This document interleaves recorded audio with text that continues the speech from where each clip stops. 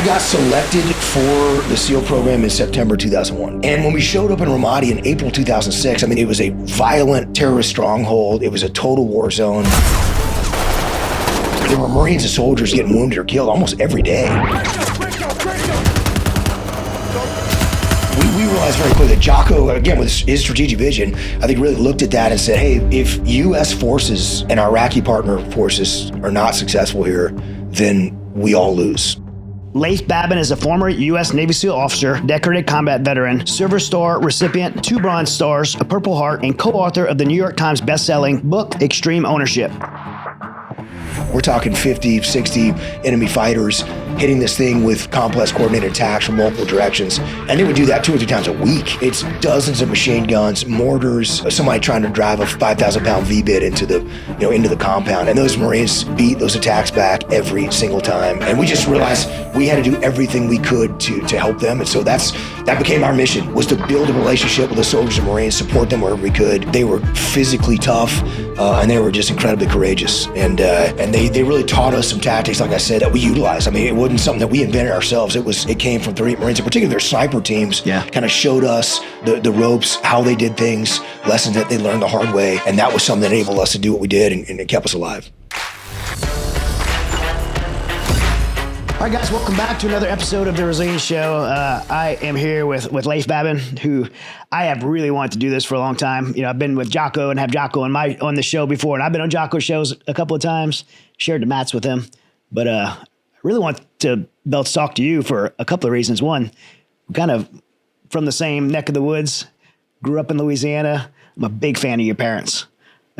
Your dad is one of my favorite men in Congress.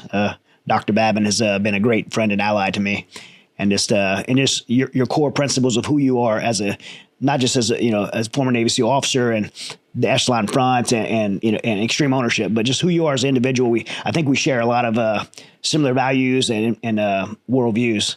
So I'm just super pumped to have you here, man. I'm honored to be here with you, Chad. Is awesome, and I know we want to make this happen for a long time. My parents speak highly of you. My dad loves you, and is so appreciative of what you're doing. Jocko speaks super highly of you. I don't know anybody that knows you that doesn't have amazing things to say. And I think that how you've carried yourself, just represent the veteran community, and how you've used your story to help people through some dark times and turn them toward faith. Is really inspiring, man. You've helped a lot of people and saved a lot of lives, and can't thank you enough for all that you do.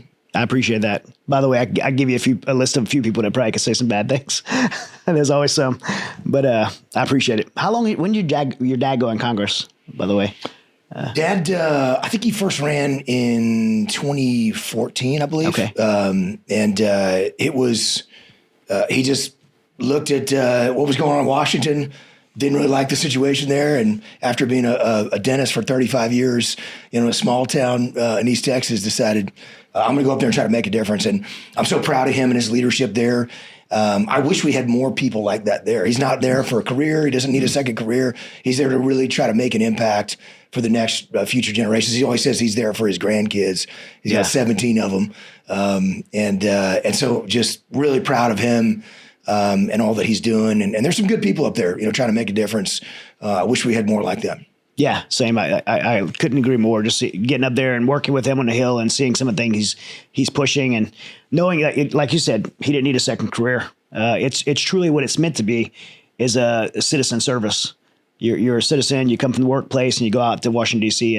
and serve. And it's not for personal gain. He definitely represents that.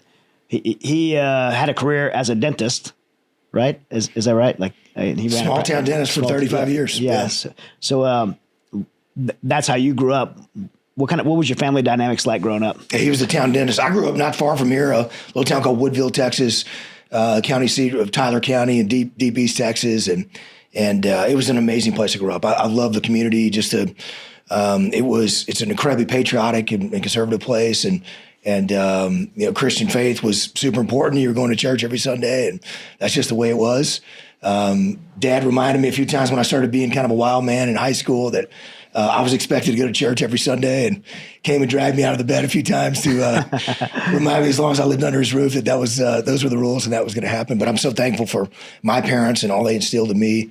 The the Proverbs tells us, right, you train up a child in the way they should go, and when he's older, he shall not depart from that. And I think my parents certainly did that in me, and though I certainly strayed, in faith as much as anybody can, I was always called back as a result of, I think, what was instilled in me by my mom and dad and by some wonderful people in the community in Woodville that instilled that in me. It was a great place to grow up. Loved it. At what point did you know you want to go in the military, go to Naval Academy? And how'd that come about? Man, I don't ever remember wanting to be anything other than serving in the military. I mean, from the time that I can ever remember wanting to do anything, I wanted to serve in the military. I wanted to be, some kind of a combat leader. I was always playing with, my friends out in the woods and throwing spears at each other, launching target assaults or, ambushes on each other and setting booby traps in the backyard that my mom would often fall into the punji pit or whatever we created and curse our names. But it was just a fun place to grow up. I think I was just always drawn to that. I have a brother and 3 sisters. And they just chose not to serve, but that was always something I knew I wanted to do.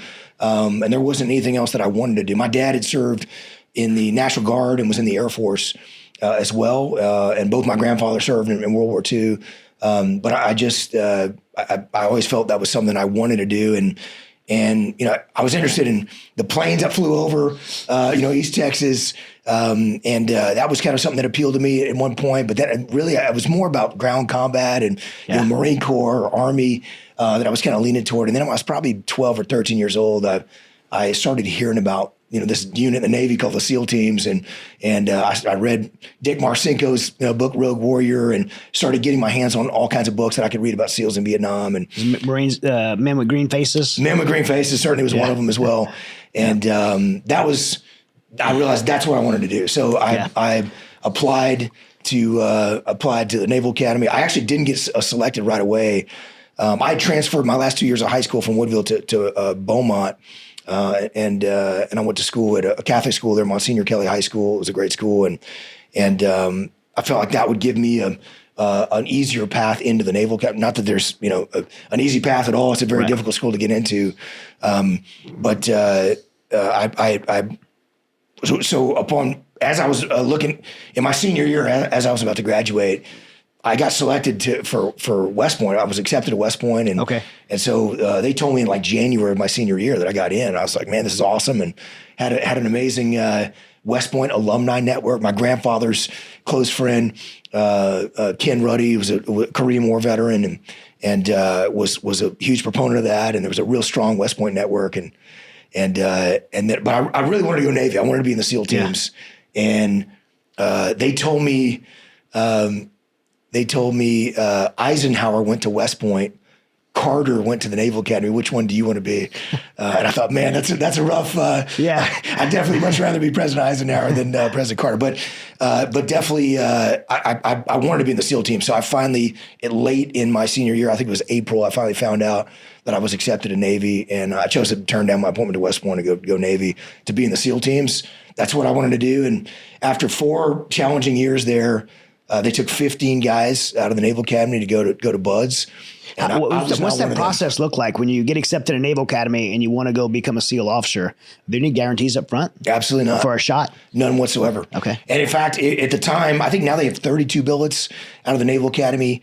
But at the time we had 16 and we had a prior enlisted SEAL in my class. So obviously he was going to get a chance to go back to the SEAL teams. He's already graduated through the program. And so they only took 15 guys. And so I wasn't one of those 15 guys. So it was, I was competing against some amazing athletes who were way better athletes than me and scored way better on the physical training tests, and swimming and running and pull-ups and all that.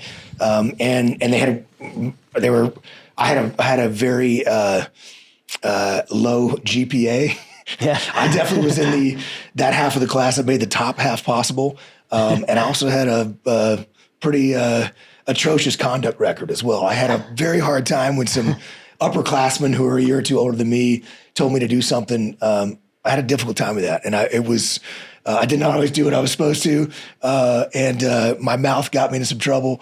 My stubborn streak got me into some trouble. So But to be honest, I was selected as it was crushing when I opened this envelope for service selection, a few months before we graduated from Navy, and it said service warfare. So my second choice was Marine ground. I wanted to be a Marine. I got a chance to go to like 3 weeks of the basic school and part of our Leatherneck program at Naval Academy. It was awesome. I love the Marines, and that was definitely a path that I was interested to pursue. But I wasn't high enough in the class. They only took only a couple of guys I knew had a high enough rank that had put SEALs first and got selected Marine ground. So many people wanted to go Marine Corps that if you didn't put as your first choice, they didn't. They gave it to somebody put it as their first choice, which makes sense.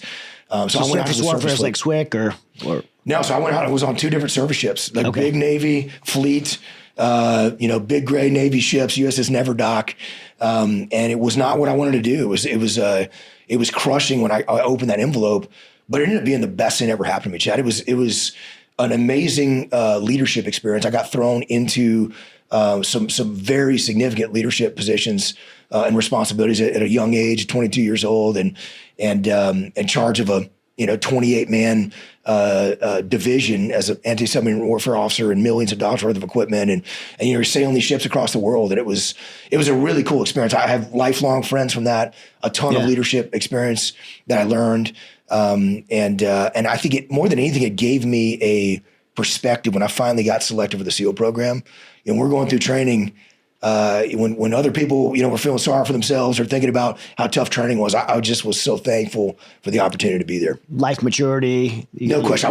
I went through as the old man at 26 as the class leader. Here at Mighty Oaks, we have Lou Rivera's on it. I don't know if you know Lou Rivera. Yeah, I know Lou. Yeah, so Lou's one of our he's our operations officer here at the Mighty Oaks Foundation. He was in subs before, and he did, I think, like 10 years in subs before. He went to Buds. Yeah, a similar situation. And I think it gives you maturity. It gives you perspective. And I remember in the SEAL team, I love my time in the SEAL teams. It was incredible. Some of the best people I ever worked with in my life. But sometimes there's a lack of perspective. I think when you've got a junior guy who never knew anything else but the SEAL teams, and they're complaining about the, $12,000 or $15,000 winter warfare issue. And I was trying to help explain to them what it was like to go to the DRMO bins and be digging through, old camis and gear that people had thrown out, which is how we were equipping our boarding teams, when I was in the service fleet. So how old are you when you get the chance do you put in a package like to try out to transfer over So you have to qualify as a surface warfare officer, right? So you have to receive that qualification. That takes a solid year, of effort of learning and really the pathway. I realized very quickly the pathway for me to the SEAL teams was being the best surface warfare officer I could possibly be. Sometimes I talk to young midshipmen that didn't get selected out of the Naval Academy or from the RTC program, and I try to tell them that this is go out there and be the absolute best surface warfare officer you can be wherever you get sent. Contribute to the mission. And the better you are, the better name that you make for yourself, the more that you can help your team win, then the more people are going to be able to write you recommendations and support you and help you get to where you want to go. And so I put in a package about a year and a half into my surface fleet on my first ship, and I didn't get selected. I got passed over again. And so then I went to a different ship. I had to do a full year there. And I put in a package, and I finally got picked up. And I'm so thankful that I had some friends of mine in the SEAL teams who believed in me, who opened doors for me, who wrote letters of recommendation and connected me to people, and just some incredible people that made that happen. And I would have never been able to follow that path without their support. And just so thankful for their encouragement and support to make that a possibility. So you get the Buds finally. And how was your? I mean, I was 26 years old. Every SEAL has their Buds experience. So, what was? Yeah, I mean, for me, I thought Buds was fun, man. I mean, there definitely parts that were of course, miserable and challenging and physically exhausting. I mean, the sleep deprivation in Hell Week is no joke. Now, it obviously just prepares you for real world experiences. I mean, I was more sleep deprived and physically exhausted on combat operations than I ever was in training. You probably felt the same way, I'm sure. With your combat experience versus training. And, but to me, I was the class officer in charge. So I was a senior student in the class, which meant that I'm in charge of the class, and so there's no being the gray man, right? There's no hiding. If a couple guys get themselves in trouble, you're getting punished along with them. But I was just so thankful for the opportunity to be there, and it was. I look back on those memories very fondly. We had a great time, a lot of laughs, and I think going through training with guys that you can just. They're laughing through the hard times, right? You can, I'm sure it was similar to the basic recon course, right? When you're going through, you see those people that have that faraway stare and they're kind of feeling sorry for themselves, and you know that they're probably going to go ring the bell and walk away, and there's not really anything you can do to talk them out of it. And then you turn, to the other side, and you see a guy's just a giant smile on his face. He's like, having time of his life. Yeah, and he's laughing about how much it sucks and how difficult it is, and just looking back on you and saying good times. And so that's the kind of attitude I think that gets you through anything, and certainly through the toughest of combat operations as well. Yeah. When you graduated, Bud, what year is it when you? I got selected for the SEAL program in September 2001. So, right as 9/11 happened. So you're becoming a SEAL officer in a combat era of the military. Yeah, we knew this was real. I had a great commanding officer who allowed me to go TAD to SEAL Team 5, and so I was able to go and train and prepare, for several months. Get off the ship when they were underway and actually get a chance to really be ready physically. I had some great guys that took care of me, and some great guys at SEAL Team 5 that enabled that to happen. And so we started Buds in April 2002 with 193 guys.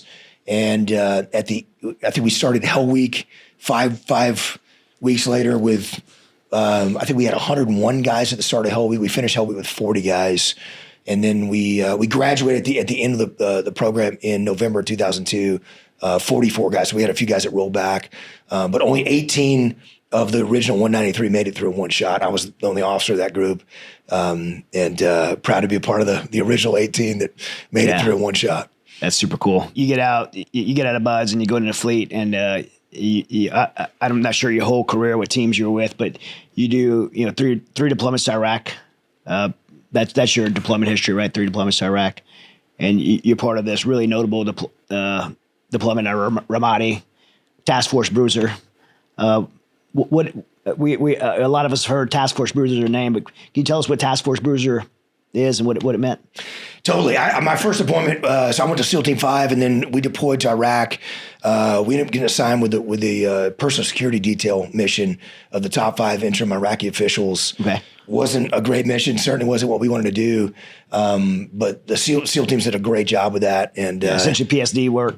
PSD work, trying to keep these guys alive, and the SEAL teams were successful in that. And then I rotated to the Pacific Theater for a few months. We got a chance to do a few combat operations. I got a chance to support the 1st Armored Division. 1st Infantry Division, Big Red 1 up in Samarra, Iraq in 2004, and ran a few sniper operations up there. Great group of guys. And that was kind of my first insight into, we were living down in the green zone as SEALs and driving around in, these armored vehicles, and eating at the, Al Rashid Hotel in Baghdad with the ice sculpture, and, you're getting like the best chow you could possibly get. And my first ride, we flew up to Samarra, and we drove out to, and there was a National Guard unit out of Arkansas, and there was a young man driving us, and I was sitting in the cab of the vehicle, like totally unarmored.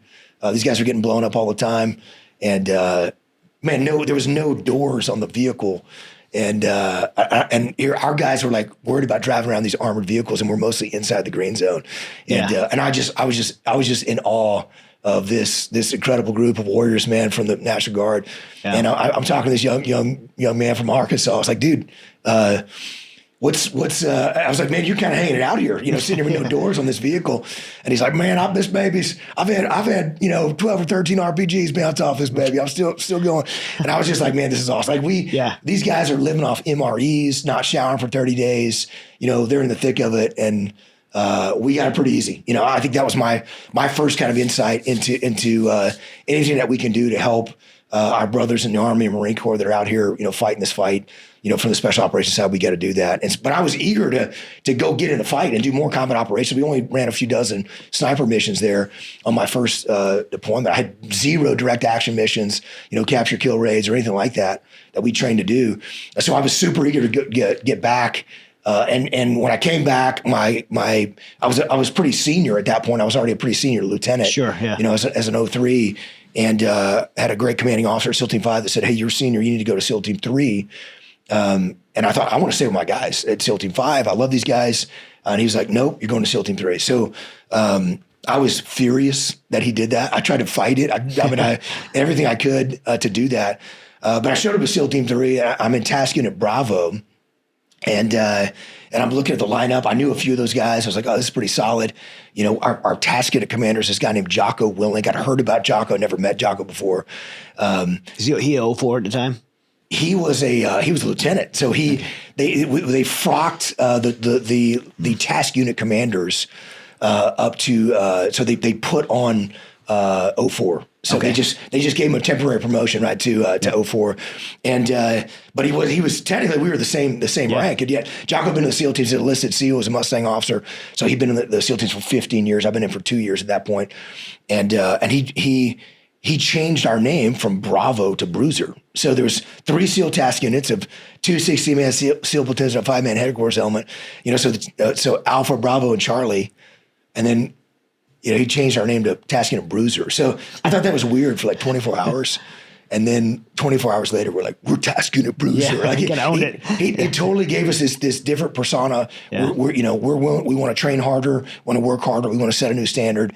It gave us like this uniqueness that I think he had intended. I didn't realize at the time he got that from Colonel David Hackworth in his book About Face, where he changed the name of his battalion in Vietnam from the Hard Luck Battalion to the Hardcore, and it like completely changed their attitude and gave them this kind of unique personality. And so a lot of power in words. Totally. Yeah, there's I think when you would see guys, we started to train and go into a workup cycle, and we'd come in early and we'd stay late, and people would say, man, I didn't work this hard. We didn't come in earlier. We didn't work the weekends on, in my last task unit. And we'd be like, we're Task Unit Bruiser. If we're Task Unit Bruiser, we do things differently. Yeah. We work harder, right? And we're holding ourselves to a higher standard. And Jocko really set that standard for us. And what was fascinating about Jocko is you might look at him. I mean, he looks like an axe murderer, right? When you look at him, I think the people that don't know him probably don't even realize that he actually has a sense of humor. And he didn't smile at us for like the first 2 months that we worked together. He just like mean mugged us, shook our hands and said, "I'm Jocko." And so he just, we're like, man, what is with this guy? But then the very first, in fact, we were training jiu-jitsu. It was mandatory for the officers to train jiu-jitsu. It was voluntary for the enlisted guys, but tons of guys from Charlie Platoon would go and train. So 5 o'clock in the morning, we're in the high bay training. He'd roll out the mats. No one knew anything about jiu-jitsu. We're all a bunch of white belts. And so Jocko's just rolling with us and training. And he calls me out for a demo. And we've been doing this for several weeks now. He calls me out for a demo. And he's like, grab my hand. The other hand. Yeah, my other hand. And then he's like, bow to your sensei. And I was like, wait, this sounds familiar. Napoleon Dynamite. He's not smiling at me. I was like, oh, this is Rex Kwon Do from Napoleon Dynamite. But there's no smile on his face. I was like, oh, this guy does have a sense of humor. And so that was kind of my first insight into Jocko, that he had a great sense of humor. And we came to see that well. But he really set the standard for what we needed to be as a task unit and taught me like what a good leader looks like. And, I think a lot of people have this idea of leadership as the person that's barking orders and telling people what to do and has all the plan and dictates everything to everybody.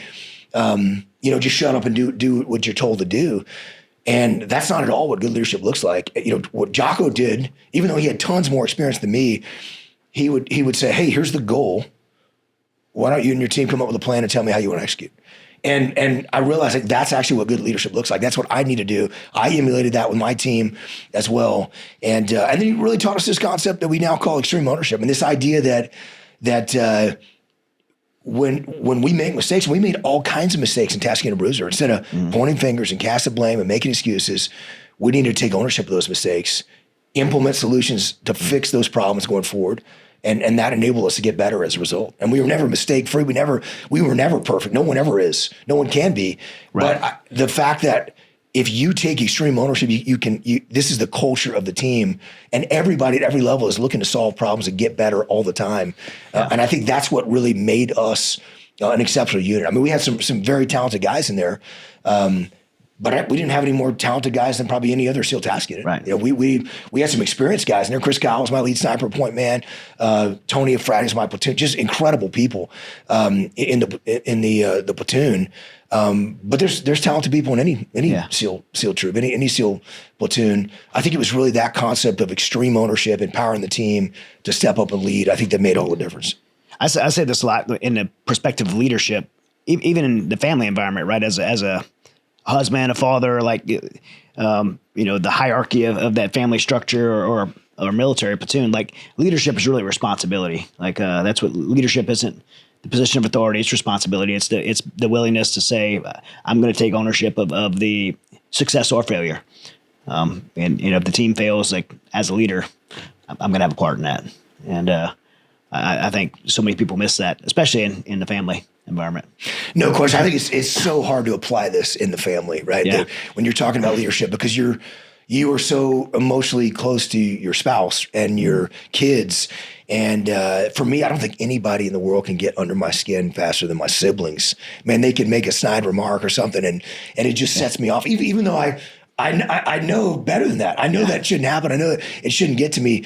But I think it's those people that we're so closely emotionally connected to, that, and yet it's also that's where it's most important to stay detached from your emotions and not get emotional. And I think to Jocko's credit, I think the thing that I always loved about him and what he demonstrated for us is that he was always extremely strategic in his thinking. He had incredible strategic vision, and it's always how can we best get people to the outcome? If he was, as my boss, he's leading me. What is the best way to get Leif to do what I need him to do in order for him to be successful? And I think that direct approach of yelling and screaming at people or telling people what to do, I mean, certainly with your kids, right? Rather than asking them questions that kind of allow them to reveal the truth to themselves, it's such a better way to go. And I think jiu-jitsu probably played a huge role in that for him. It's probably why my jiu-jitsu skills are so garbage, because I'm trying to make a move happen that you can see coming and it's telegraphing, rather than trying to set something up to where you're going to do what I need you to do, and I can take advantage of that, which is what you're going to do, right? Which is what Jocko's going to do. Someone that's operating at a very high level, unlike my novice skills in jiu-jitsu. And I think it's the same thing for leadership. I think when you're talking about what does winning look like? What does winning look like? How can I get somebody to do the things that we all need them to do in order to be successful? It is not smashing them over the head with the truth, barking orders at them. It's usually the complete opposite of that. Yeah. On the jiu-jitsu side, I think Jocko and I started jiu-jitsu around the same time. We've both been doing it forever. And kind of funny, I had a pro jiu-jitsu super fight, and Jocko coached against me. And a number of years back, went against Jeff Rial. And so I got that win over Jocko because I did win that match. Oh, you rubbed that in on him. Oh yeah, of course. And then awesome. This weekend, my 50th birthday to myself was like, I didn't care how busy I was, what I had going on in my life. I was going to compete in a pro jiu-jitsu match at my 50th birthday, not against another 50-year-old. I wanted tough, young, relevant competitor, and it just so happens it's one of Dean's guy. So Dean Listener will be cornering against me. That's awesome. This Sunday. So. Best of luck to that. Happy birthday, by the way. Too. I'm going to win again. Cool. So you have the same as I'll be 50 here next month. So it's an amazing sport. I wish that I had stuck with it. And we still train some. I've seen you. I definitely train. But it's my issue's been training. I think I'm at a point now where I got to train harder, not smarter, right? I'm sorry. I've spent way too long training harder, not smarter. Yeah.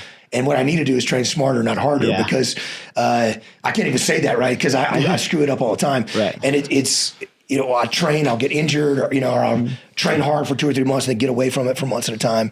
And I think when you do that, you just don't make the progress that you need to. Well, even me training for this match, right? Like, I have 20 pro MMA fights and I have tons of jiu-jitsu. I've been on the mats for 45 years. So my inclination is I'm jumping back in competition. So I need to do a camp like I used to do a camp.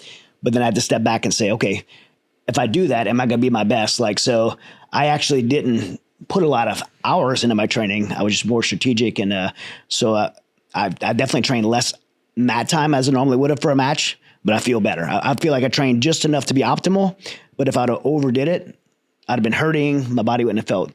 So I feel like really at a high optimal performance right now, and the timing's right for the Sunday. I think I feel really good. That's awesome, man. So, but my mind said, train as hard as you can because you want to, be as ready as you can. And I definitely had a propensity to overdo it.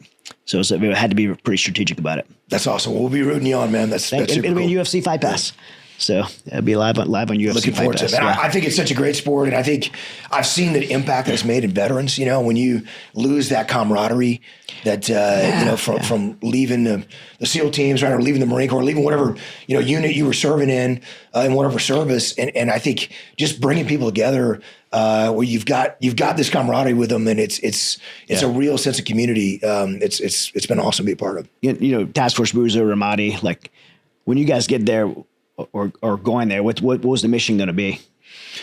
Well, what we trained to do was do operations with just SEALs, going out doing nighttime capture kill raids. That's what SEALs and most special operations units were doing at the time. We, DAs, direct action missions, going out and rolling up bad guys at 1 or 2 o'clock in the morning, blasting their door in with a big, 7-foot strip charge and clearing the building and gathering intel and then coming back and doing it again. And we felt pretty good about the mission. That was something that everybody wanted to do. I'd never even done any of those before. And so I was so excited to do that. And when we showed up in Ramadi in April 2006, I mean, this it was just it was a violent terrorist stronghold. It was a total war zone, and there were Marines and soldiers getting wounded or killed almost every day, in this fight, and it was we realized very quickly that Jocko, again with his strategic vision, I think really looked at that and said, hey, if U.S. forces and Iraqi partner forces are not successful here, then we all lose. Like nobody wins. It doesn't matter how many bad guys we capture, kill. It doesn't matter how many operations that we do. We got to actually work together. This is what the mission is. And I think if you'd asked a young SEAL in Charlie Platoon, my platoon, or Del Platoon, the other platoon, and Task Unit Bruiser, what their mission is, they would probably said kill bad guys. And I think Jocko really helped us understand the bigger counterinsurgency mission that the Army and Marines were engaged in was we needed to stabilize the city, secure the populace, and lower the level of violence. And so we realized that we're going to have to make a shift to support the Army and Marines. And that was something that was kind of radical in the special operations world at the time. And people were like, hey, is that really a soft mission? Right. And our answer was killing bad guys is a soft mission. Anything that we could do to help U.S. forces and our coalition partners win here is what we're going to do. We still did tons of capture kill raids. We did dozens of capture kill raids and rolled up a bunch of bad guys. But we really focused on building relationships with the Army and Marines. And it was so humbling to be there, man, because when we showed up there was a National Guard unit in charge, the 2nd Brigade 28th Infantry Division out of Pennsylvania, and they had a few National Guard units from Utah and Vermont and others. And for the guys in the National Guard that are part-time soldiers, right? They'd been on the ground for 14 months in the most violent place in Iraq, and they were hardened combat warriors. Isn't that crazy? Like in awe of these guys. You think the National Guard? It's nothing national about being deployed to Ramadi for 14 months. Like this, I mean, they're incredible. The artillery unit fired something like 5,000 rounds through their. Through their, if I remember correctly, thousands of rounds, right? They're sending out, and none of that in the city. It was very controlled. Collateral damage was a constant concern. So that was all out into kind of the rural areas outside the city. I remember driving down to the government center, and 3 Marines out of Camp Lejeune had been on the ground for, I think, a month or two before we got there. And we had an amazing working relationship with 3 Marines, an incredible group, particularly from Lima Company that was manning OP Veterans Affairs. It was the Veterans Affairs building under the Saddam regime. And those guys were just in the fight all the time. And we went down to visit them and spent some time with them. And they really showed us some tactics. They showed us that these sniper overwatches, you would go out, and instead of having like a 4-man, sneaky sniper group, we wanted to bring 20 or 30 guys with us. And as soon as you were compromised and the bad guys always figured out where we were, then it becomes an overt fighting position. And then you don't call for Casevac, or you don't call for extract unless you have an urgent surgical, casualty that you got a Casevac. So, I don't think I'd be here without 3-8 Marines and what they showed us, and the tactics they passed on to us. And that was incredible.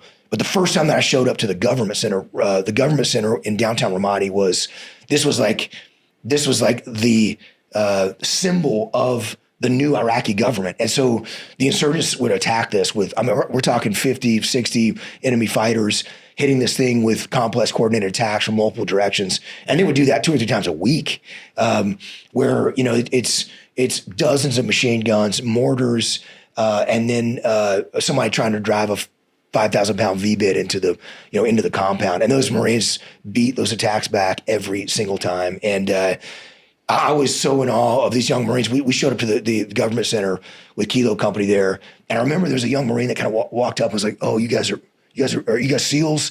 And they're looking at our little 10-inch barrel rifles and some of the cool gear that we had. And, we had better night vision equipment. And I'm just looking back at this young Marine thinking, man, this young man has fired more rounds through his weapon than all of us put together are ever going to fire in our entire careers. I'm just honored and proud to support and help him in any way that we can. And it was incredibly humbling to work alongside soldiers and Marines like that were in the fight all the time.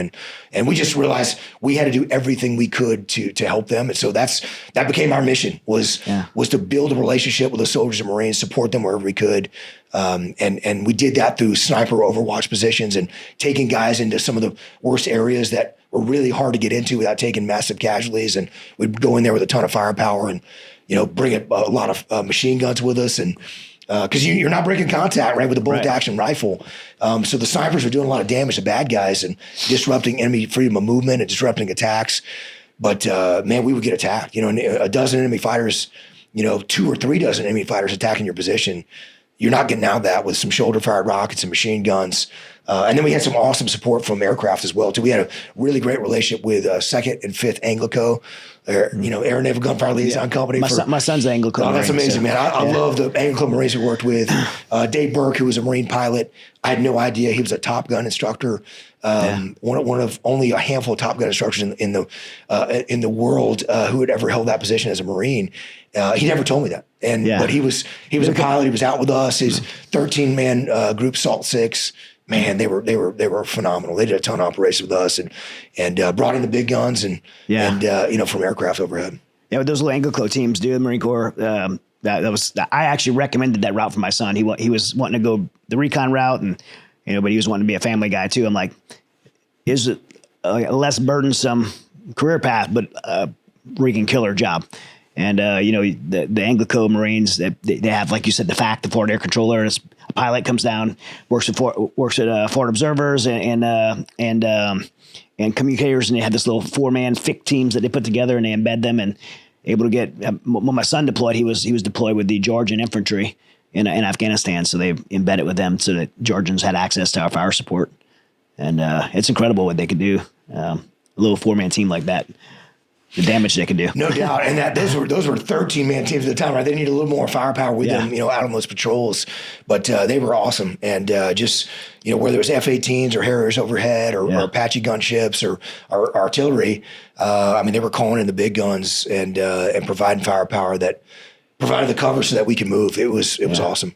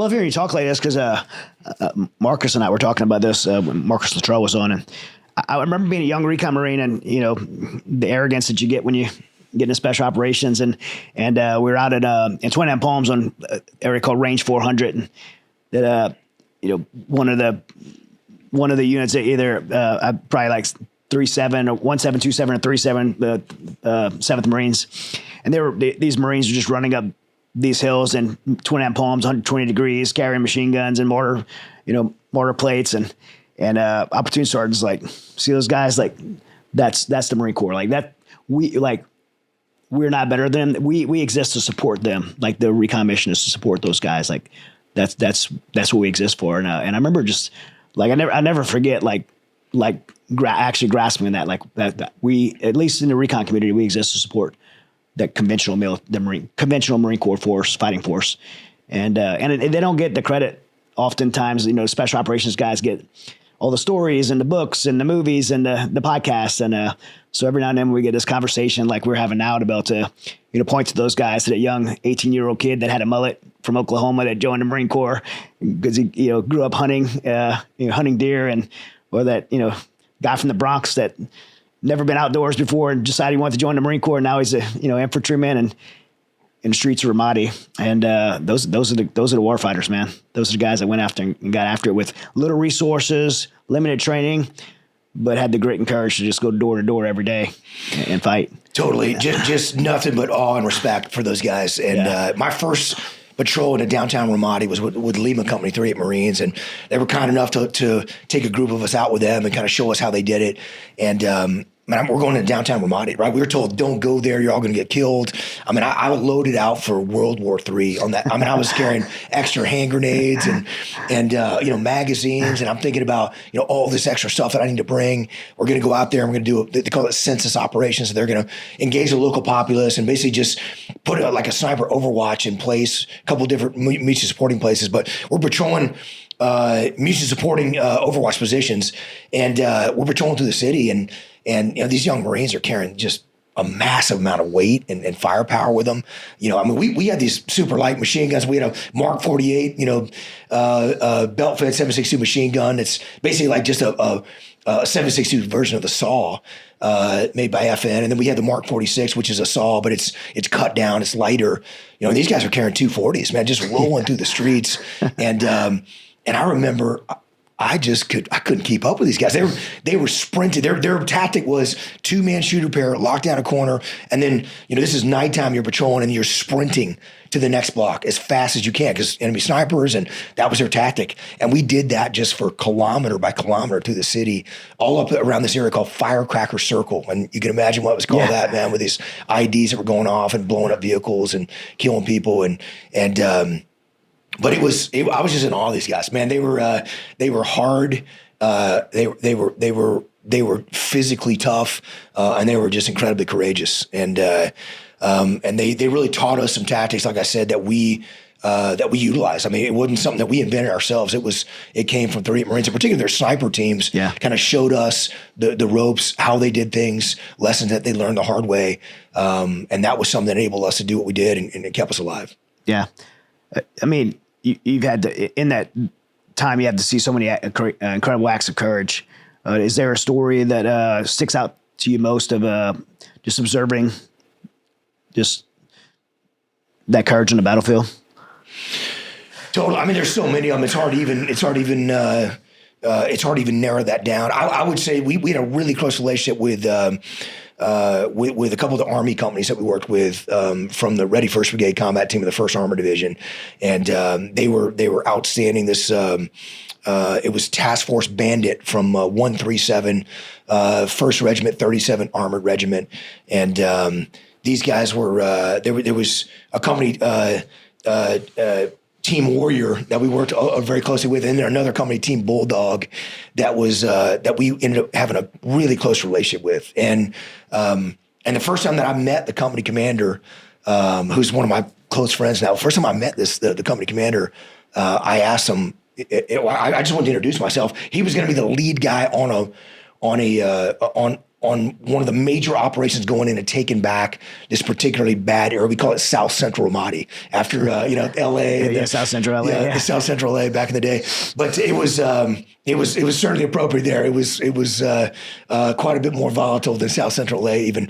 But this company commander, I walked up to him. He was in charge of 200 soldiers and a dozen, tanks and maybe another 100 Iraqi soldiers.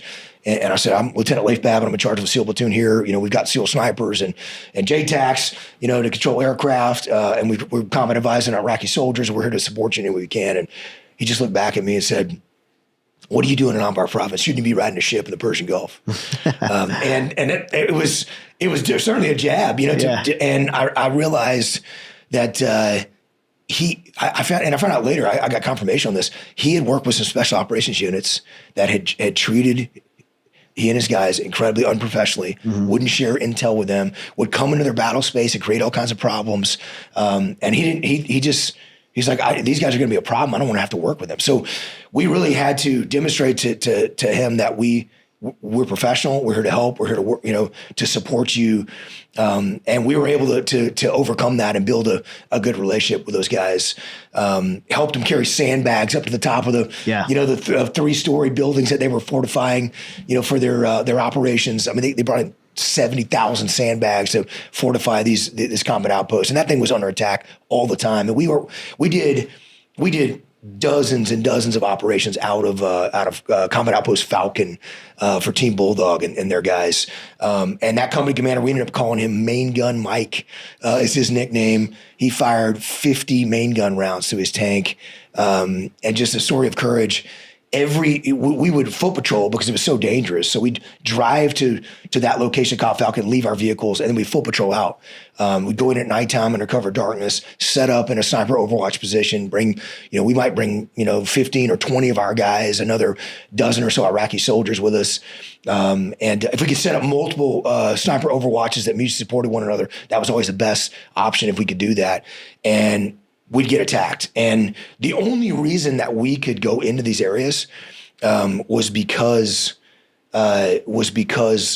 we knew that those tankers were like Main Gun Mike and his guys were going to mount up in their tanks and drive out on these incredibly dangerous roads. I think the Ready First Brigade combat team had 9 M1 Abrams tanks completely destroyed. In Ramadi, 15 Bradley fighting vehicles. I mean, they had every expectation they were going to die every single time they rolled out. And every time that we called them for firepower or support, they came 100% of the time. And risked their lives for us over and over and over again. It was, and I was just in awe of their courage. And we could have done nothing that we did without knowing that those guys were going to come to help us. And the Marines were the same way, man. We went into Marine battle space. They were going to mount up in their Humvees, or their tanks, and they were going to get to us and help us in any way they could. I think we just seen that in that movie we were talking about, Warfighter, right? Like, that's the name of Warfighter? Warfare. Yeah, if you haven't seen the movie Warfare, man, that is an intense movie. It's written by a good friend of mine, Ray Mendoza, who co-directed the movie, and he's a SEAL teammate of mine. And that's the unit that relieved us in Ramadi. We came home in October 2006. That is the platoon I came from previously at SEAL Team 5. That's who I wanted to take over as their platoon commander. And my commanding officer said, no, you got to go to SEAL Team 3. You're too senior. And so we turned over to them. And I think Ray did an amazing job of capturing what it was like in a sniper overwatch, these periods of total calm, boredom, guys joking around and laughing, and all of a sudden it's deadly immediately. And it was a little, like I was saying earlier, I mean, in a good way, it was a little too real. It was like, it didn't feel like a movie at all. It's definitely intense. It's no question an intense movie. They nailed it. Yeah, Ray did an incredible job of that. And I think what was most important to him, our good buddy Elliot Miller, who is the SEAL that was most severely wounded in that movie, in that incident. He got to come on set and actually watch that. And, Elliot woke up in a coma in Brooke Army Medical Center, with not knowing what actually happened to him. And so he got to see what happened, and recognize what happened just by being on set. And I know that meant a ton to Ray and the guys that were involved in that. And Joe Hildebrand as well, the other guy that was wounded, just both incredible SEALs. And my hat's off to those guys and what they made it through. It was it's a depiction of what it was like in Ramadi to go through that and the intensity of it. And then I think, the movie just kind of ends, right? And it's just another day in Ramadi, right? You're going to go out again, right? The guys that are wounded, they get casevaced, and everybody else is planning for the next op, and they're going out again. And that's what it was like day in and day out. And it's, I think Ray did an amazing job of telling that story and the intensity of it. And again, it wasn't just about SEALs, right? We were at Task Unit Bruiser. We had 40 SEALs and 50 support personnel, and that's about what Ray and his guys had as well. And that was a story of 5,600 mostly soldiers and Marines that fought there, and so many that made the ultimate sacrifice there and were terribly wounded, and we were just proud and honored to support them in that effort. Yeah, you bring up something that's so important, and I've had the personal conversation about this recently. When in an environment like that, back home, if your friend dies in a car accident, you're gonna life's gonna take a pause. You're gonna have time to grieve. There's gonna be your condolences, and family comes together and there's a funeral. But in a operational combat environment, when you lose friends and the operation goes on, and there's not really time to grieve, you might be operating in that night or the next day. Seeing something like that over time, the callousness and hardness that I think the body, the limbic system systematically does to protect you. Those are some of the deepest things to transition away from after war. I think it's incredibly challenging and difficult. And I think we probably had more flexibility, than other units. And we had about a 48-hour stand down, just because I knew, guys were trying to process that. And it was, we were trying to figure out what actually happened and, debriefing and all, and all the logistics of it. I think for many of those Army Marine units, man, it's like jock up, you're going out again right now, and they didn't have the luxury of that. So, my hat's off to those guys. And when we lost Mark Lee on August 2nd, 2006, and the very first SEAL killed in the Iraq War, just an incredible warrior, teammate and friend, SEAL machine gunner, and a strong man of faith as well, too. I mean, Mark had gone to the Master's College, that's connected with John MacArthur's church, Grace Community Church in L.A. He'd gone there for a year and wanted to be a pastor before he joined the SEAL teams. And I remember sitting on sniper overwatches, just talking to Mark about scripture, and we were it was just sharing perspective. And when Mark was killed, it was just devastating, just soul crushing, for that to happen. And the same night we get back to base. There was another SEAL, one of that day, another amazing SEAL machine gunner, SEAL teammate friend, another strong believer, Ryan Job, who was shot in the face. Ultimately, he was blinded by that sniper round he got hit with that same day, just earlier, before Mark was killed, and he'd been casevaced, and so we're devastated, we're crushed from that, and so we show up to the airfield. We're going to put Mark's. There's a big line of folks paying their respects, and we're going to put Mark's body on the bird for his last flight home, Marine Corps CH-46, and all the Marines were there. And what we found out was that a Marine corporal named Joe Thompson from Lima Company 38 Marines, who was just a fantastic squad leader. I think he was 22 years old. We've done a ton of work with Joe and his team, and just a Marine, man, just such a stud, an awesome athlete. People looked up to this guy, looked out for his guys, just an amazing leader. Watching him on patrol, and how he the things that he did and how he commanded his troops was just awesome. Everybody has such tremendous respect for him. And he had been killed, stepped on an IED that day, that very same day. And so there was a huge line of Marines, a huge line of SEALs, and we loaded those guys onto the same helicopter for their last flight home at the same time.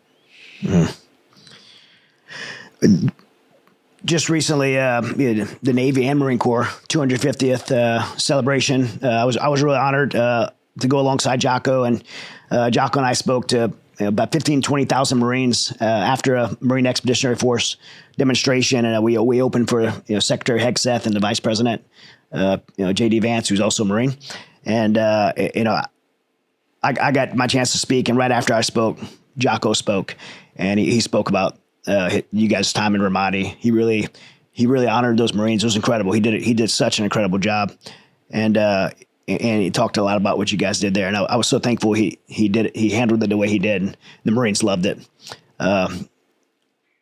But outside of all the stuff the Marines did there, and you guys got to work alongside it, you're a super humble guy, and but you are a Silver Star recipient, 2-time Bronze Star recipient, Purple Heart recipient.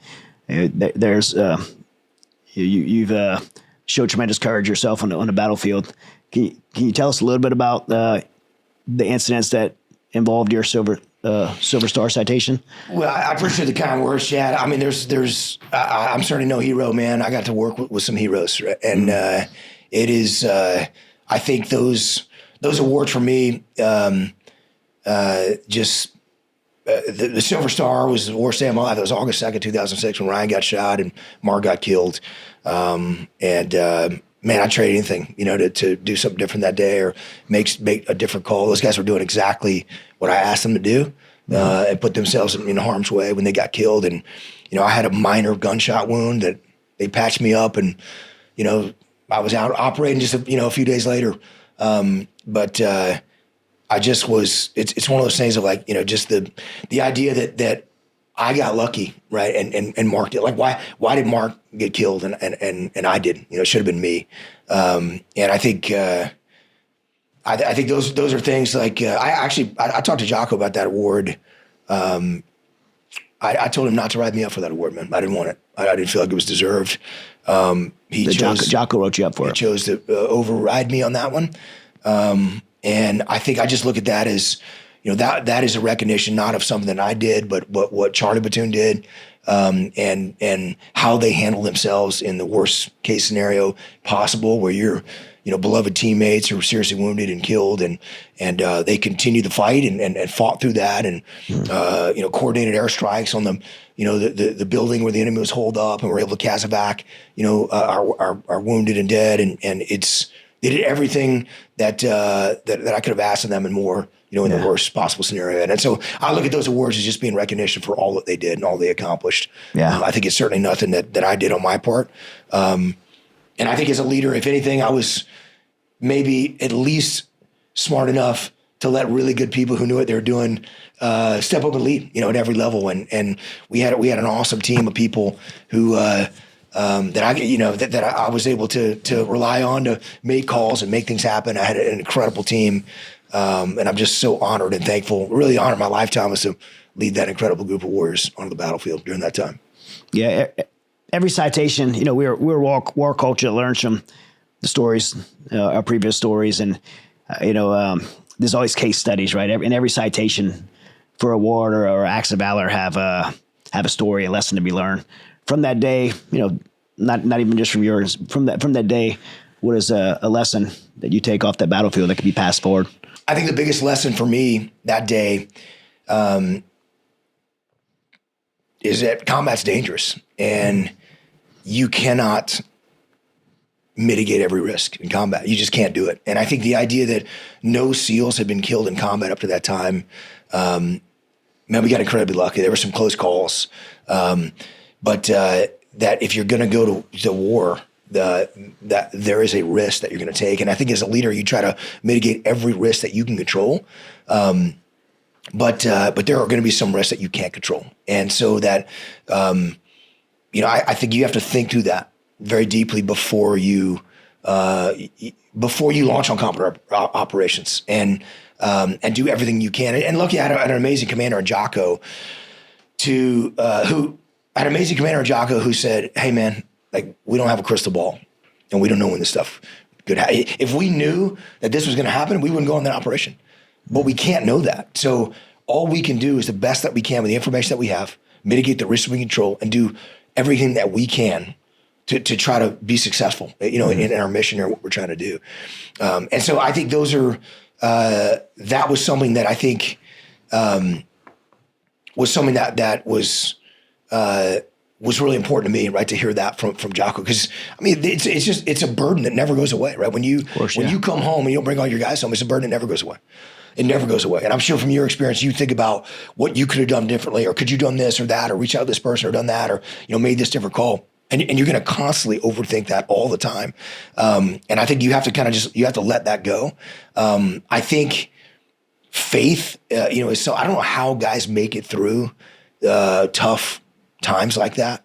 The darkest of times without faith in an almighty creator of the universe who has a greater plan for you and has ordained the number of days that you have on this earth before you're even born. Yeah. I think understanding that is super important and powerful. And I think that knowing that both of those guys were very strong believers, and I'm going to see them again one day. I know I will, and I look forward to that day. Yeah. I think those are things that I would pass on to others. And I'll tell you this as well too. It's when something horrible happens, it's very easy. We call the whole platoon together, and guys just need to vent. And they're talking about, we're doing dangerous stuff out there. And there were guys that were, they were hurt, man. Guys were hurting because they lost their super close friend. I mean, Mark Lee was just the most incredible guy that you could ever want to be around, and Ryan Jobe as well.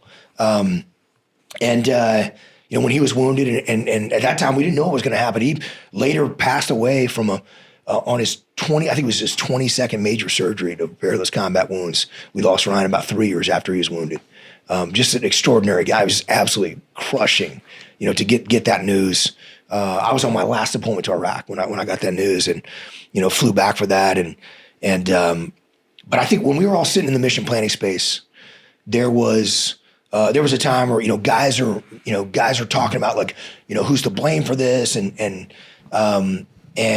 I stood up there in front of the group, and even though I'd seen Jocko take extreme ownership of this horrible friendly fire situation that happened, I stood up there and said, hey, whose fault is this? This is the enemy's fault.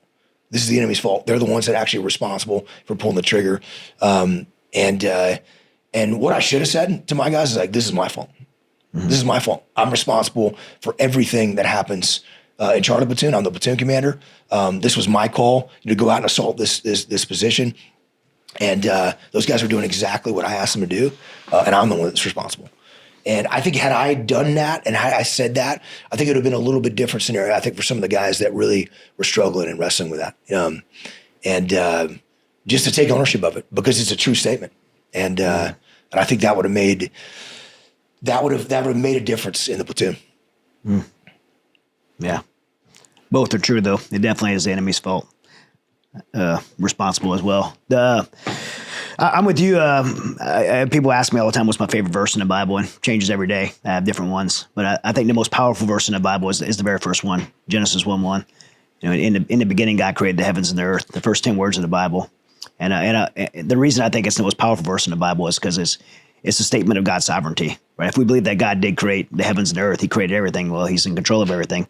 If he's in control of everything, he's sovereign. And if he's sovereign, then he controls, the days we have numbered on this earth, and whether we live or die, or all the circumstances.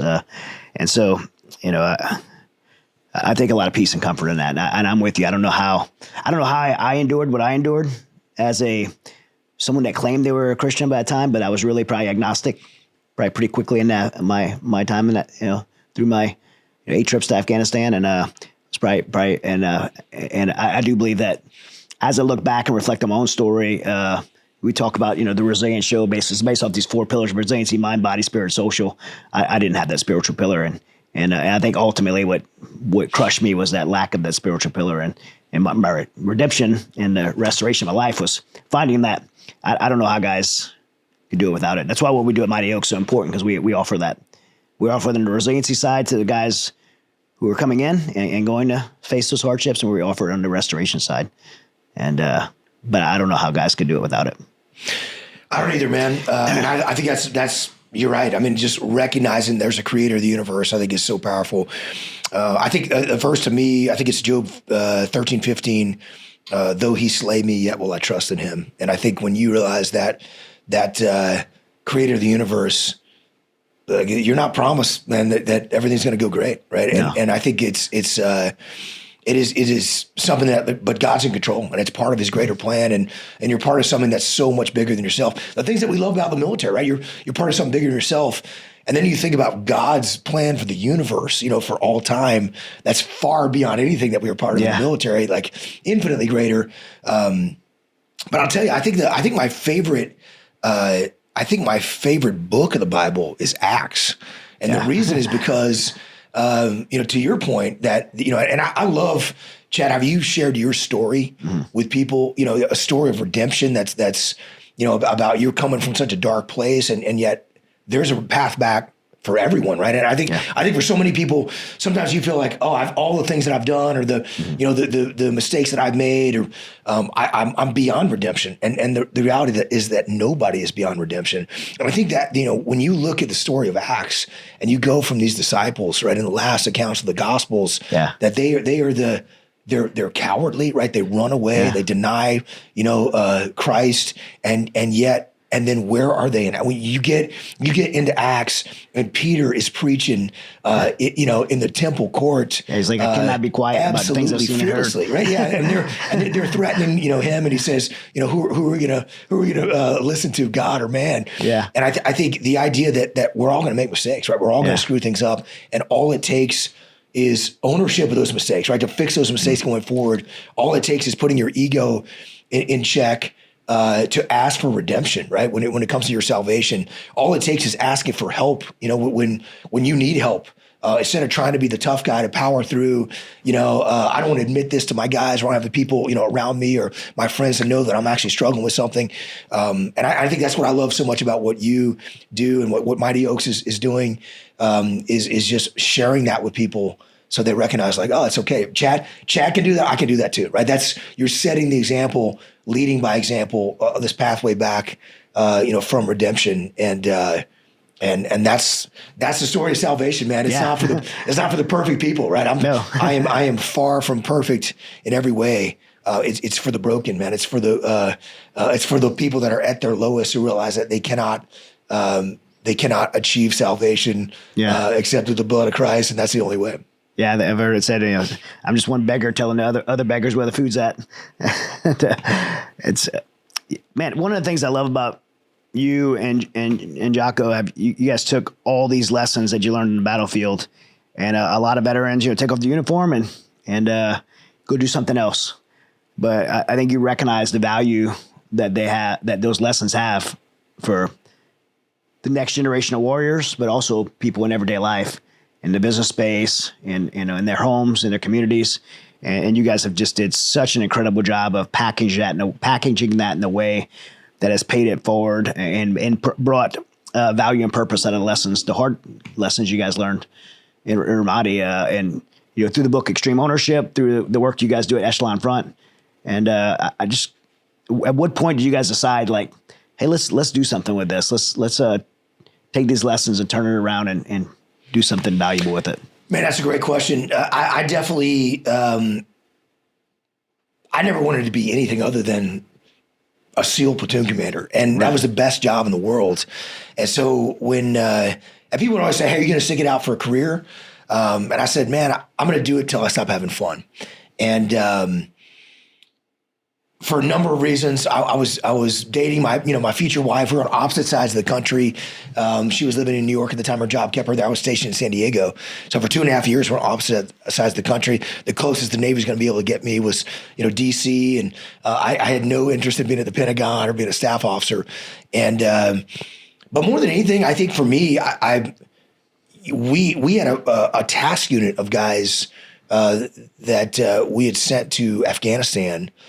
But for me, I knew that we had done a lot of great work in Ramadi. I knew that a lot more soldiers and Marines were able to come home as a result of some of the sniper operations that we conducted and the risks that we took and the areas we were able to go into to disrupt those enemy attacks.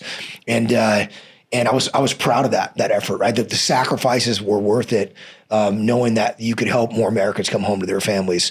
And in the last few years at a SEAL team, I was the executive officer at SEAL Team 1 and operations then executive officer. And we were trying to push more guys in Afghanistan. And this is right when the big push for the Marines into Sangin and Marja and down in Helmand Province and Kandahar. And we're being told there's no support for more SEALs in Afghanistan. It was very political, right? There was force caps. There were senior officers in the SEAL teams that didn't want us there. I think they didn't want to take the risk. And meanwhile, my buddy Elliot Miller, who was the the subject of that movie, Warfare, that we talked about, was rehab. And he'd gone from Brooke Army Medical Center to Balboa Naval Hospital in San Diego. And I go up to Balboa, and there's a bunch of Marines in there with no legs and no arms. And I'm thinking, man, these guys would probably like some SEAL sniper support, but, shooting ID layers and stopping the attacks that are happening, on them. And obviously different terrain, different operating environment.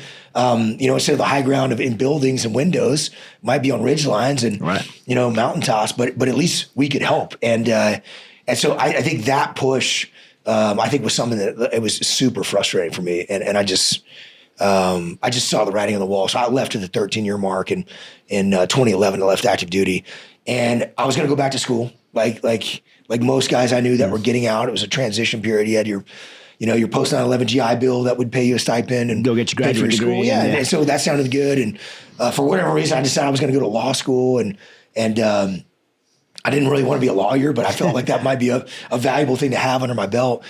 And then I got a call from a good friend of mine that this was August 6, 2011. So Extortion 17, helicopter gets shot down, largest single loss of life, and in the 20-year war in Afghanistan, largest single loss of life in the history of the SEAL teams, in a single incident. It was I worked and knew several of those guys on there. One of those guys, Brian Bill, was at my wedding a month before that, and in Wimberley, Texas, had flown out late and joined up with his troop, and just a horrible loss, man, and a reminder that life is short, and you got to do the things that none of us are guaranteed tomorrow, and you got to do the things that you want to do. So I decided to defer law school, wasn't going to go back to school, and then I was just sitting there with my wife and talking about what we wanted to do, and she says, "What is it that you like to do? What is it that you're passionate about? What's the best job in the world?" I was like, "SEAL platoon commander." I can't do that anymore. I got promoted out of that job. But the next best thing for me, Chad, was I loved teaching what we call the junior officer training course. So when I came back from Ramadi for 2 years, 2007, 2008, every single SEAL officer that graduated from our basic training pipeline went through a 5-week leadership course that I ran. And it was 4 weeks of classroom, week-long field training exercise, trying to teach them everything I wish someone had taught me before I went into some really tough combat leadership positions. Yeah. And teaching them humility, teaching them that it's not about you and your SEALs. There's a whole lot of other operations that are going on out there. You got to share resources and support others. And it was such a rewarding thing, because those officers would come back from places like Afghanistan, where I never got a chance to operate, and talk about how the lessons that we passed on to them, had a huge impact, and the difference that it made. Or they'd pause, briefly to thought a little bit about who's actually shooting at them, and realize, hey, that's actually friendlies. Let's not shoot back. Let's cease fire and see if we can stop this thing from escalating into something further. So that was such a valuable thing for me. And she said, hey, you should call Jocko and start a leadership company. And so I called Jocko. He said, Roger that, let's do it. And I thought Echelon Front was my idea. And then probably a year and a half later, I remembered that just before Jocko had retired in 2010, the year prior to this, he'd had a conversation. He was cleaning out his locker over at Training Detachment. And I was up there talking to him, and I was thinking, man, it's going to be a sad day in the Jocko the SEAL teams, when he departs. And he just kind of looked at me and said, hey, what would it take to start a leadership company? What would that take, for you? And he was asking me, like, what would I need to make, as a salary? I threw out some number that seemed like gargantuan at the time. Doesn't seem like that, that much anymore. It would probably not even pay my, my mortgage. But it's at the time, it's with a Navy paycheck, it seemed massive. And I realized that Jocko had actually planted that seed like a year and a half before. And so that was the end of the conversation. He didn't really even respond. I threw out that number. He just was like, yeah, and that was it. But I think that we saw that there was something valuable that we learned, and as we started to work with companies in the civilian world and these corporations that were struggling with trying to get a group of people together, I think what we recognize is that the value in what we learn in combat.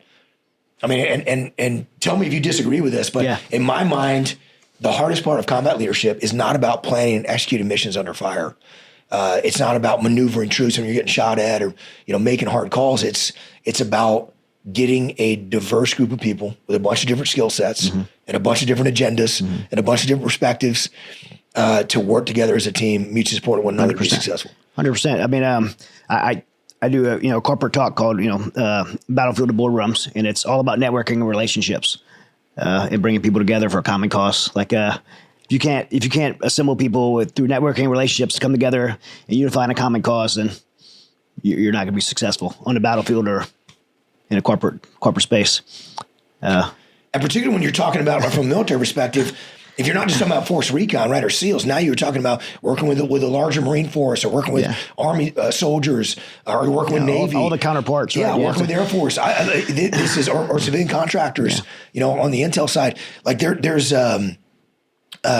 so much of that. And I think if you can't get along with other people, right, and find ways to work together, then you're not going to be effective in anything that you're trying to do. And that obviously applies everywhere, right, to any situation. 100%, yeah. I mean, I can't remember, I'm thinking right now the general that said this, but amateurs talk tactics and professionals talk logistics. And to me, logistics runs operations. But logistics is relationships. Like, it really ties to relationships to be able to make it all work together. And you have to have those things. No question. Yeah. I mean, and I think sometimes you can get the tip of the spear, as we like to talk, call ourselves or whatever for an operator. That I think sometimes you can take that stuff for granted, right? If like all the people that are supporting you to make that possible from the intel side or the supply and logistics side or administrative side, or the aircraft that got you to where you were. We do these 2-day leadership conferences called Extreme Ownership Muster, and we got one coming up here in Orlando next month, and we have 1,000 people there, and all kind of different leadership levels, right, from frontline leaders to senior executives, and huge corporations and startups and everywhere in between, first responders and military units and educators, and we talk a lot about the Army and Marines, as I've spoken about, that we serve with. And I got a good buddy who was at one of them. He was in the back of the room, and he was retired Air Force. And he was like, "Hey, how'd you get to Iraq?" I was like, U.S. Air Force C-17, aerial refueling, on the way to the KC-135. Like, I mean, all of that has to take place, right, for us to even get there. And it's such a massive team effort. 20-something years of war really showed us that. I mean, before 9/11, everyone's, picking at each other about their jobs and stuff like that. But after 20-something years of war, you realize how the whole thing works together to get the mission accomplished. No question. Yeah. But even then, to answer your question, it was difficult. I mean, I'm sure it was similar for you, right? To be like, how do you come out and talk about this stuff publicly? Yeah. Like there was a lot of like, hey, you don't write books as a SEAL. Like there's the quiet professionals. Like we're not supposed to talk about what we do. And I think for me there never was a thought that we were going to write a book. And so as we started to work with leaders inside organizations, they would say, "Hey, do you have a reference?" Because you're giving us this PowerPoint presentation, we're taking some notes, but then when you leave, I want to go back and reference these notes. I want to go back and understand what we just learned and how to apply it. It's kind of like jiu-jitsu, right? You don't learn that through like one class. Right. You don't learn that through like watching a video. You have to do it through repetition over and over and over again. And leadership is a skill, just like any skill.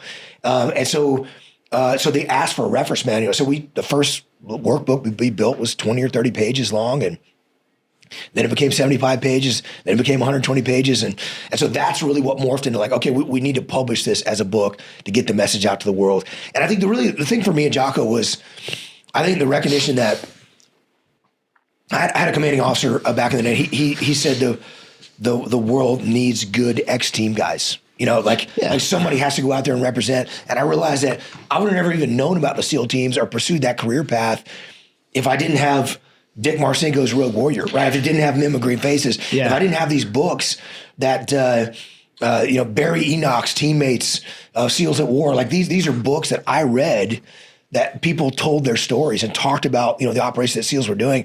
And they did it in a humble, professional way. They did it in a way that talked about mistakes and failures and what they learned from it. They did it in a way that gave accolades to those they served with. Yeah. And so I think we felt like that was important for us to be able to share that message with the world. And then when we did it, there was a lot of pressure to work with an author who's going to write the book for us, or a ghostwriter, and we really wanted to make sure that we wrote it, that it was told in a humble way, that we talked about and gave the proper accolades that were due to these courageous soldiers and Marines that we served alongside in Ramadi. That it wasn't about SEALs or chest beating bravado or things like that. And we'd seen friends of ours that had as they talked stories that an author had that, or maybe lost kind of control of that story and told it in a way that they wouldn't speak about it themselves. So I think there definitely is. That was something that meant a lot to us, and as we started floating the idea out, the first literary agent we gave it to was like, nah, don't think so. If you guys want to work with an author, I'll work with you. Otherwise, you're not capable of writing this thing. Yeah. And then it was the first when we finally did get an agent to work with us. The first 5 major publishers we gave it to were like, don't think so. Thumbs down. I'd heard that story. Yeah, just pass it. Either hard pass. They're all kicking themselves now. Or, if you're willing to work with somebody to write it, we might reconsider. Yeah. And we kind of held the line on that. So that was something that was super important to us. Yeah, they're all kicking themselves now. You know what, man? I'm thankful that we had people that believed in us and gave us an opportunity to get the message out to the world. And I'm so humble that we've had millions of readers, of that book, and the people that come up and say, hey, this changed my life. And I will repeatedly say the book didn't change your life, you changed your life. The application of the knowledge, right? Yeah, I mean, if anything, we might have shared some lessons learned, and it's very humbling, and I'm honored that you that you're telling me that this saved your marriage, right? Or that this helped you be a better leader or a better father or a better spouse or whatever it is, right? And I think those that's very meaningful, but people have to take and apply this, and that's the hardest part. The same thing we say at Mighty Oaks. Like, oh man, this program saved our lives. Like, you made the choice. Like, we presented you with an option, a fork in the road, and you made that choice to grab control of your life and put it back to, take the right steps. I can't agree with you more about the books though. Like, same with you. I read Men with Green Faces when I was a teenager. I read, Third Force Recon, First Force Recon, Third Force Recon, ended up serving with Third Force Recon later on. Like, reading those books as teenagers, not for those books, like, how do you inspire the next generation? And I've heard many that, people get bashed for writing books as a soft guy or even the veteran community. But I mean, to me, it's like every book I've written has been cause driven. It's never been, I think, some guys are writing for kind of self accolades and then those things never go anywhere anyway. But when people write their stories and they share their successes and they share their failures to pass those lessons on to others, those are the ones that are successful and like extreme ownership. And so I think you guys did a phenomenal job. I'm glad you kept your voice and you guys stuck to your guns on being the actual writers of it, because it conveys that way. I appreciate that, Chad. That means a lot, man. You've written some great books, and Saving Disease, is such an incredible story, and I want to see that on film one day, man. That's it's coming. It's coming. That's an exciting thing. I can't wait. I think that's a story that needs to be told, and for so many reasons. But I think that's I want to us being able to talk about our teammates, Mark Lee and Ryan Job and Mike Mansour, my teammate in Delta Platoon, who sacrificed his life, to save his 2 teammates next to him and was possibly awarded the Medal of Honor for that. I mean, just to be able to tell their stories, talk about their legacies, talk about the soldiers and Marines that we served alongside, and pass on some lessons learned from the battlefield. That's something that's super meaningful for me. And I think when the fact that people are taking those lessons and learning from them and leading better lives, being better people and helping people and making everyone around them better as a result, I think that's the most meaningful thing, that I could think of. And so that means a ton. Jocko and I wrote a follow-on book to Extreme Ownership called Dichotomy of Leadership. And that's when not as many people know of that book. Yeah. It was good. Really, we didn't do a good enough job of marketing, I think, and getting it out to the world. But I've had the people that read that, oftentimes people will say, that helped me understand how to balance and apply these things. And it was maybe even more impactful than Extreme Ownership was for them. So I think that's the hard part of leadership, is trying to find balance, right? You want to be aggressive, but not reckless. You want to be a leader, but you have to be a follower. You want to be focused, but detached. I mean, all these things that we actually have to balance. Train hard, but train smart, like we were talking about earlier. Constant failure mind. And I think I think as a leader, finding that balance is a really challenging thing. And so that's what we try to answer all the questions that we would get constantly from leaders that were struggling to implement the principles of extreme ownership. What would you say to those out there listening who or saying, well, you know, those great things, we've been talking about military since we started today, but aren't in the military. How does Echelon Front, how's this apply to people that didn't serve in the military? Yeah, I think just being able to pass these lessons on, you know, to others that are serving in. I'm in town here today because I was working with a great energy company that's making an impact in the world, has some incredible core values, growing the economy, creating jobs for people, you know, providing valuable resources that everyday Americans need all the time. And I think it's easy to take that stuff for granted.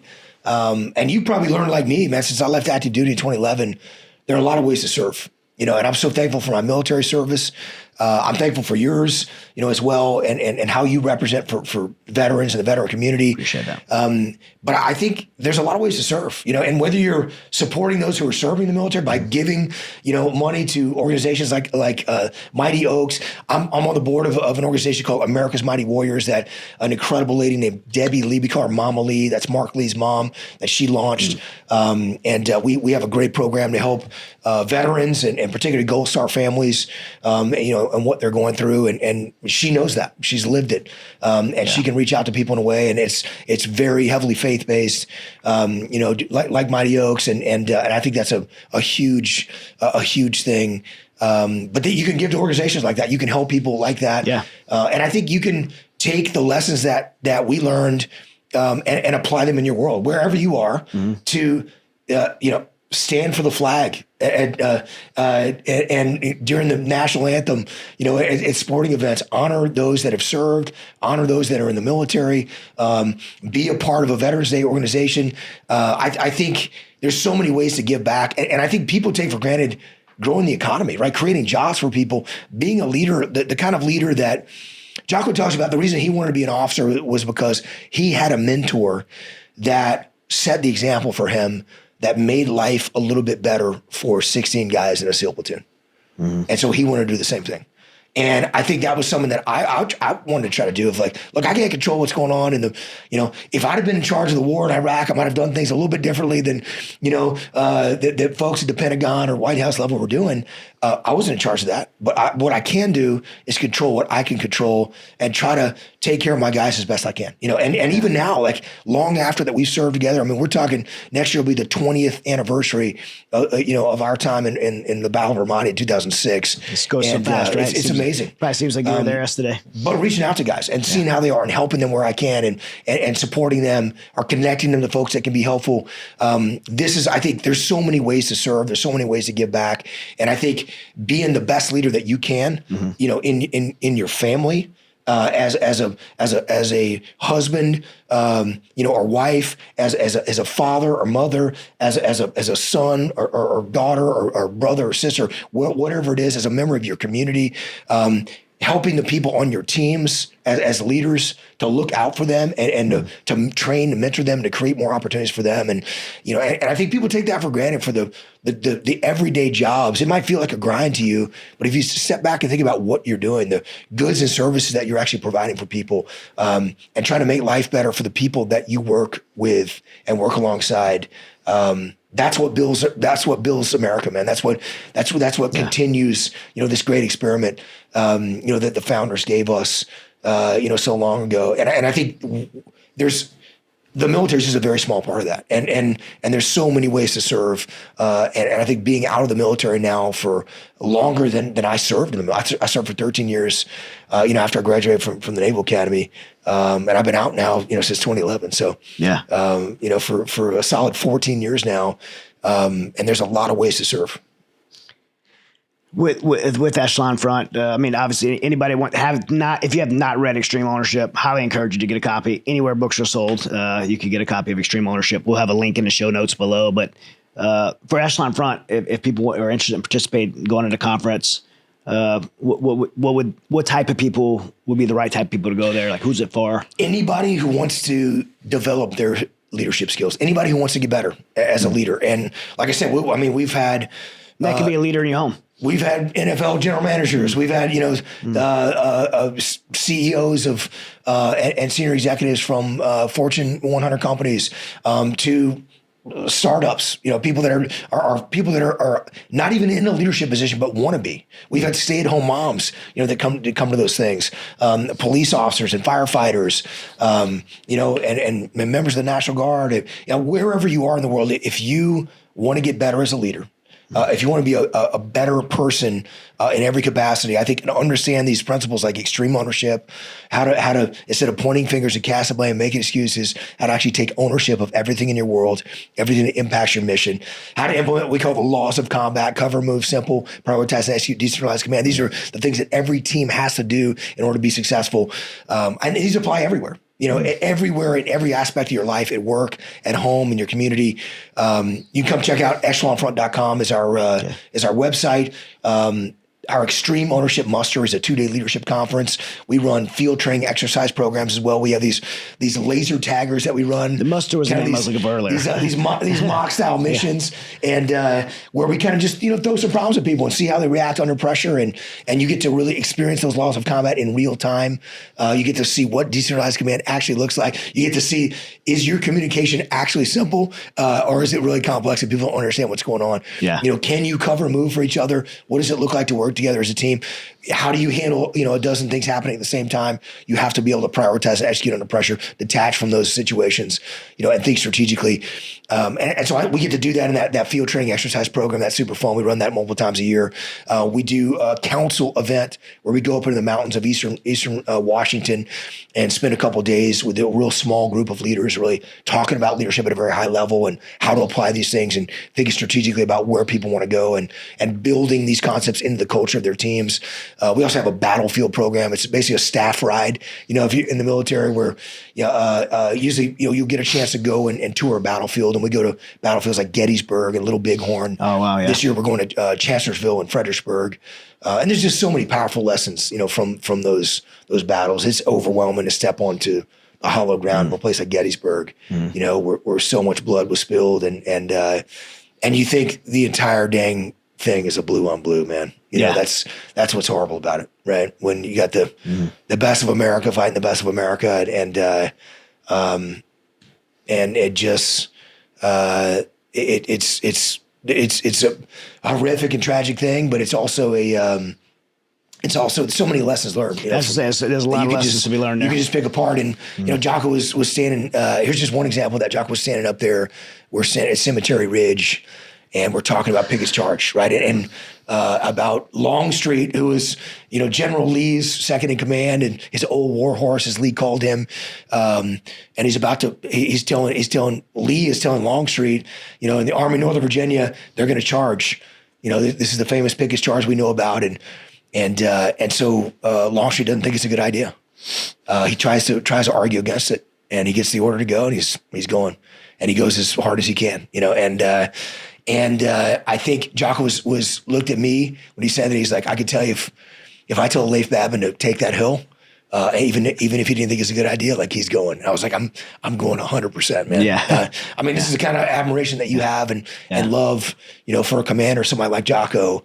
Yeah. And you just get to think about that, right? If you got somebody on your team that you trust, you got a long-standing relationship with that says, hey, boss, I don't know if this is a good call. Yeah. You got to listen to them, man. You got to put your ego in check enough to be like, you say go, I'm going. Listen to them. Yeah. Because if you tell them to go, they're going to do it. And even if it may not be the right call, and you might not be right. So you got to have an open mind enough to say, hey, why do you not think it's a good call? Talk me through why you think that, why you have a different perspective of me. And these are the kind of lessons that come out of that training. And it's super powerful, man. It's not always about life or death either. It could be about losing a important deal. Totally. Yeah. Yeah, totally. It's like, hey, I'm not sure we should risk that capital. All right. If we we can get this project done on time and under budget, but we're going to burn some people out, and we might lose some really good people if we do that. And so I think really being able to listen to the people that rely on with an open mind, that you might actually be wrong. You need to hear their perspective. Why man, if you're telling me this, Chad, and you're on my team, like I got to be willing to listen to you. So these are the kind of lessons that we talk about, and they apply across the spectrum, to companies large and small, to businesses in the first responder world. And it's the kind of thing that we get to do at Echelon Front. It's super fun. And we there's all kinds of information about that at echelonfront.com. If you want to check that out, you can follow us on social media, at Echelon Front or at Leif Babin. You can follow at Jocko Willink. A ton of our instructors that are on there as well. Dave Burke just wrote a book. My Marine brother, who was in 2nd and 5th Angle Co., the Top Gun instructor. Oh, okay. It's called Need to Lead. It's a fantastic book, really in the spirit of extreme ownership and dichotomy of leadership. Highly recommend. That was just published last month. Yeah. And if you're interested in leadership, I would definitely recommend you go get that book. Need to Lead. Dave is an incredible guy. His resume is just like mind blowing. I think he's the only pilot qualified in every Lockheed Martin fighter plane, and I think he's the only Marine who has flown the F-22 Raptor. He did he basically did a disassociated tour where he commanded an F-22 squadron in the Air Force, and he did ground time. And then came back, and commanded and stood up the first F-35 squadron in the Marine Corps. Yeah, I mean he volunteered to be a leader on the ground as an Angle Co officer. He volunteered to go to Iraq, and he volunteered of all places in Iraq at the time in 2006. Ramadi was the worst place in the world, and he volunteered to go there. Yeah, that's who Dave Burke is, man, and he's my brother. I love Dave. He's got tremendous lessons learned. Let's get him on the show. He represents for the Marine Corps. You should get him here, man. He's a great guy. Show, yeah. I know exactly who he is. Yeah. Yeah. He's so if you want to check that book out, go get it. It's Need to Lead. Just came out last month. It's fantastic. Right on. Well, we'll put Echelon Front as well in the show notes.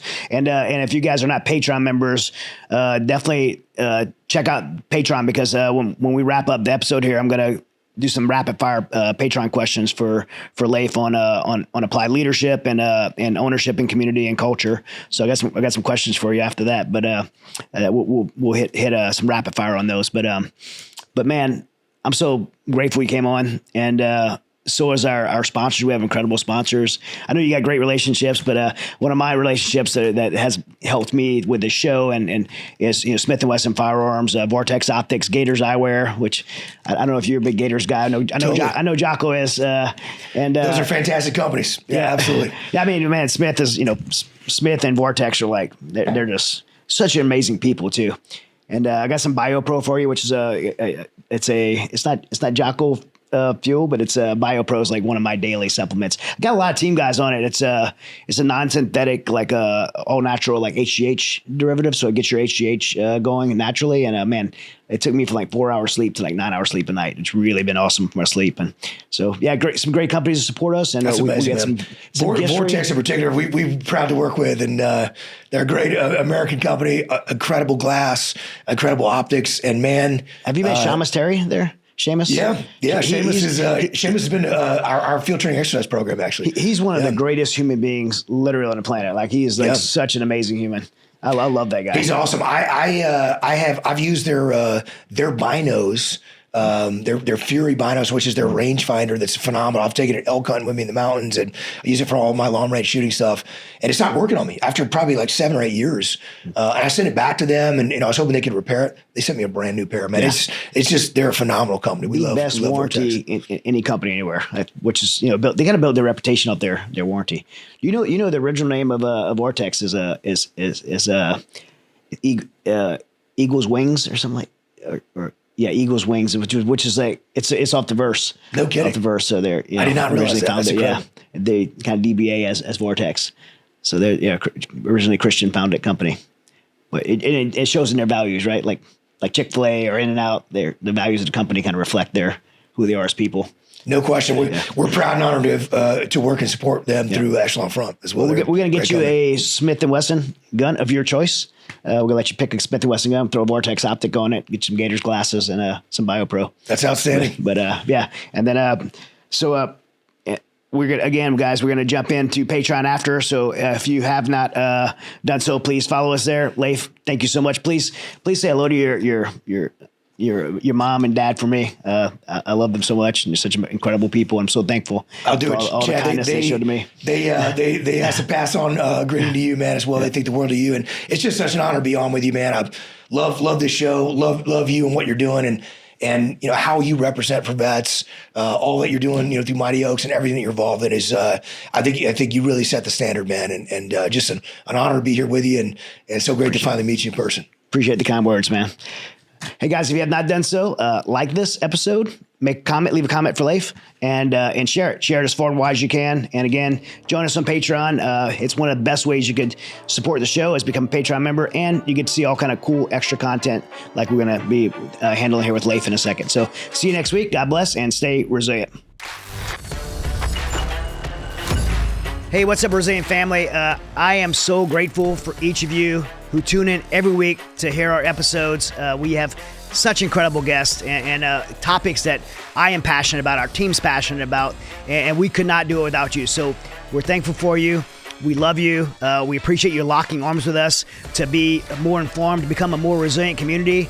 And I want to invite you to become a tighter part of that community by joining us on Patreon. If you go to our show notes below, you can click the link and get dialed into our Patreon and get extra content weekly. You could join for $15 a month and get behind the scenes footage, get closer access to me. I have monthly Zooms that I'll be doing with some members of the community. And so we'd love to get more involved. Again, go below in the show notes and click the link and join today.